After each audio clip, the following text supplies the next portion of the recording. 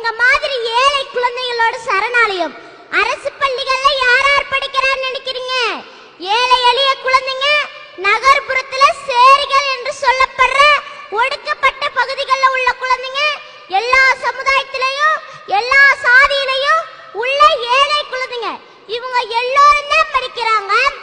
ஏழைகளுக்கெல்லாம் அரசு பள்ளி தான் அடைக்கலமா? நான் கேக்குறேன், இப்படி இருந்தா கல்வி நல்லா இருக்கும். இந்த கல்வி முறையில படிச்சா நமது கல்வி தரம் உயரும்னு திட்டங்களை போடுற அதிகாரிகள ஒருத்தராவது அவங்களோட குழந்தைகளையோ அல்லது அவங்களோட பேரன் பேத்திகளையோ எங்க பள்ளியில சேர்ந்து படிக்க வைக்கிறாங்களா? அப்ப எப்படி சார் அரசு பள்ளியில நிறைய பேர் சேருவாங்க? தமிழ்நாட்டுல நிறைய அரசு பள்ளிங்கள்ல 1ஆவதுல இருந்து 5ஆவது வரைக்கும் 2 வாத்தியாருங்க தான் இருக்காங்க. 1ஆவது 2ஆவதுல 4 நாள் 8 புக் இருக்கு. 3ஆவது 4ஆவது 5ஆவதுல 15 புக் இருக்கு. மொத்தம் 23 புக் இருக்கு. 2 வாத்தியாருங்க மட்டும் 23 புக்ல உள்ள பாடங்களை எப்படி சார் நடத்துவாங்க? அதுலயும் ஒரு வாத்தியார் லீவ் எடுத்துட்டா ஒரே ஒரு வாத்தியார் தான் இருப்பாரு. தனியார் பள்ளியில பசங்க குறைவாவே இருந்தாலும் 5 வகுப்புக்கு 5 வாத்தியாருங்க இருக்காங்க. இத பாக்குற பொதுமக்கள் அவங்களோட குழந்தைங்களை தனியார் பள்ளியில சேர்க்கிறாங்க. அரசு பள்ளியில மாணவர் எண்ணிக்கை குறையிறதுக்கு இதுதான் முக்கிய காரணம். 1ஆவதுல இருந்து 5ஆவது வரைக்கும் உள்ள எல்லா பாடங்களையும் 2 ஆசிரியருங்க நடத்துற பள்ளியில படிக்கிற எங்களுக்கும் 5 பாடங்களை 5 ஆசிரியருங்க நடத்துற பள்ளியில படிக்கிற மாணவனுக்கும் ஒரே பரீட்சை. இங்க ஆரம்பிக்கிற ஏற்றத்தாழ்வு எங்களோட வாழ்நாள் முழுவதும் நீடிக்குது சார். அரசு பள்ளிகள்ல தான் இலவச சத்துணவு போடுறாங்க சார். அருமையான திட்டம். ஆனா அதுல ஒரே ஒரு குறைதான். அது என்னன்னா அரிசி. என்ன மாதிரி சின்ன குழந்தைங்களுக்கு வயிறு சீக்கிரம் செரிக்காது. எல்லாரும் அவங்க குழந்தைங்களுக்கு கடை அரிசி பொன்னி அரிசின்னு நல்ல அரிசி தான் வாங்குவாங்க. அந்த அரிசி சோறு தான் சாஃப்டா இருக்கும், நல்லா செரிக்கும். நல்லா கோயில் திருவிழா கல்யாண வீடுங்கள்ல தான் பொன்னி அரிசி சோறை சாப்பிட்டுருக்கேன். அரசு என்ன பண்ணணும்னா எங்களுக்கு போடுற ஒரு வேளை சோற பொன்னி அரிசி சோறை போட்டா நல்லா இருக்கும். சரி, பொன்னியின் செல்வியிடத்தில் சொல்லி வைப்போம். எங்க அக்கா ஒரு கவர்மெண்ட் ஸ்கூல்ல 12ஆவது படிக்குது. அது எப்போதுமே ஸ்கூலுக்கு போகும்போது தண்ணியும் குடிக்காது, தண்ணி பாட்டில் எடுத்துட்டு போகாது.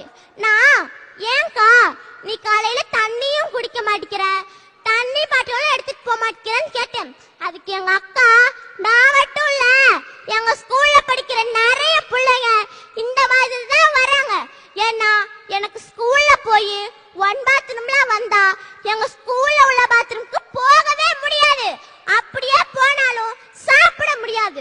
1 பாத்ரூம்ல வந்தா நானும் என் ஃப்ரெண்ட்ஸுங்களும் அடக்கி வச்சுட்டே வருவோம். இங்க உட்கார்ந்து இருக்கவங்கள தைரியம் உள்ளவங்க, துணிச்சல் உள்ளவங்க, செல்வாக்கு உள்ளவங்க உங்க ஊர்ல உள்ள பெரிய அரசு பள்ளிகளுக்கு போய் அங்க உள்ள பாத்ரூம்களை பாருங்க. நான் சொல்றது உங்களுக்கு புரியும். இதுதான் சார் இன்றைய அரசு பள்ளிகளின் நிலைமை.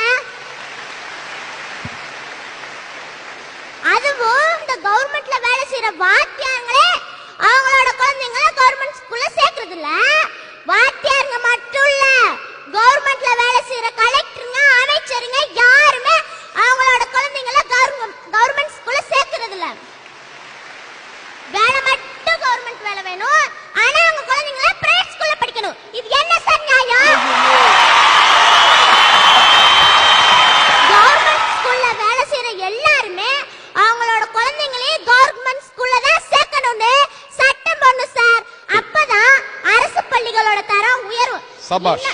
இன்னொன்னு என்னன்னா, தனியார் பள்ளியில 1ஆவதுல இருந்து 12ஆவது வரைக்கும் படிக்கிறவங்களுக்கு MBBS BA படிக்க சீட்டு கொடுக்க கூடாது. 1ஆவதுல இருந்து 12ஆவது வரைக்கும் பணத்தை கொட்டி படிக்க வைக்கிறாங்க தானே, MBBS BAலயும் பணத்தை கொட்டி படிக்க வைக்க வேண்டியதானே. இதுக்கு மட்டும் கவர்மெண்ட் காலேஜ் கேக்குதோ? அரசு பள்ளியில படிக்கிறவங்க என்ன இலச்சவாயின்னு நினைச்சீங்களா? யோசிங்க. அடி கீர்த்திகா, யோசிங்க, நல்லா யோசிங்க. மொத்தத்தில் நமது அரசு தனியார் பள்ளிகள் மூலமாகவும் அரசு பள்ளிகள் மூலமாகவும் கல்வியை அளிக்கிறது. தனியார் பள்ளிகளில் பணம் கட்டி படிக்கிறார்கள், அரசு பள்ளிகளில் இலவசமாக படிக்கிறார்கள். 12ஆம் வகுப்பிற்கு பிறகு பாருங்கள், அரசு மருத்துவக் கல்லூரி, அரசு பொறியியல் கல்லூரிகளில் தனியார் பள்ளிகளில் பணம் கட்டி படித்தவர்கள் இலவசமாக படிக்கிறார்கள். அரசு பள்ளிகளில் இலவசமாக படித்தவர்கள் தனியார் கல்லூரிகளில் பணம் கட்டி படிக்கிறார்கள். இல்லை என்றால் திருப்பூரிலும் சென்னையிலும் கோவையிலும் கம்பெனிகள் வந்து செத்துக் கொண்டிருக்கிறார்கள். இதான் சார் அரசு பள்ளியில படிச்ச மாணவர்களோட நிலைமை. அரசு, பெற்றோர், வணிக கல்வி நிறுவனம் என பல தரப்பினரிடமும் முடங்கி கிடக்கிறது எங்களின் எதிர்காலம். பாடங்கள் வகுப்பறையின் 4 சுவர்களுக்கிடையே மனப்பாடம் செய்வதற்கு அல்ல, வாழ்க்கையை வாழ கற்றுக் கொடுப்பதே கல்வி. எங்களின் அனைத்து வகையான திறமைகளையும் வளர்ப்பதே கல்வி. ஏழை பணக்காரர் என்கிற பாகுபாட்டை ஒழித்து ஜனநாயக சமுதாயத்தை உருவாக்குவதுதான் கல்வி. கல்வியின் பண்பும் பயனும் இதுதான். இந்த லட்சியங்களை அடைவதற்கு அனைத்து பள்ளிகளையும் அரசே ஏற்று நடத்தினால் கல்வியில் ஒரு சிறந்த நாடு உருவாகும்.